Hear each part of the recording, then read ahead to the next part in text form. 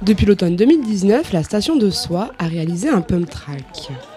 Une nouvelle attraction qui connaît un vif succès auprès des jeunes.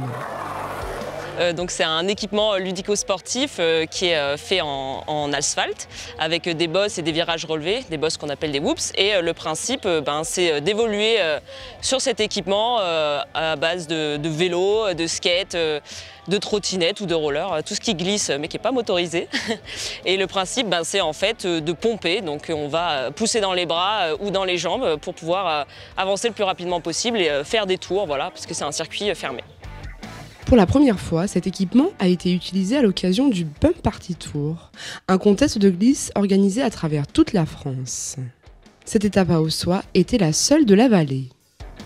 Alors une journée type du Pump Party Tour, ça commence le samedi avec des challenges chronométrés pour les vélos et les skates pour des participants de 12 ans à 30 ans et plus. Toute la journée, on va aussi avoir des shows de riders pro comme Léo Nobile ou Louis Reboul par exemple. Et en général, en fin de journée, le samedi, on a aussi un contest freestyle qui pour le coup va être ouvert à toutes les disciplines, donc skate, trottinette, roller, vélo, draisienne, tout ce qu'on a envie. Et puis le dimanche matin, on fait des initiations gratuites donc pour les petits comme pour les grands, avec des moniteurs diplômés. Et le dimanche après-midi, c'est l'après-midi des enfants, donc de 3 à 11 ans. Et on va leur faire aussi un challenge chronométré, donc en vélo ou en draisienne.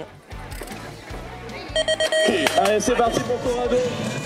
BMX, vélo, roller, skate, trottinette, il y en avait pour tous les goûts et tous les âges. Un événement original ouvert à tous les niveaux. On est une association grenobloise et on a remarqué qu'il y avait de plus en plus de pump track et de plus en plus de compétitions sur pump track, mais bien souvent trop élitistes. Donc on a décidé de partir sur l'idée d'un Tour de France où on fait un maximum d'animations et d'activités pour les petits et pour les grands. Donc c'est un événement vraiment très familial, ouvert à toutes et à tous. Et on essaye de s'ouvrir maintenant le plus possible à toutes les pratiques. Donc on a un challenge chrono pour les skates, pour les vélos. On a des contests freestyle ouverts à toutes les pratiques non motorisées bien sûr. Et des shows de rider pro, une buvette, un DJ qui ambiance tout le week-end en fait. Une tournée qui prendra fin en octobre, au milieu de l'automne.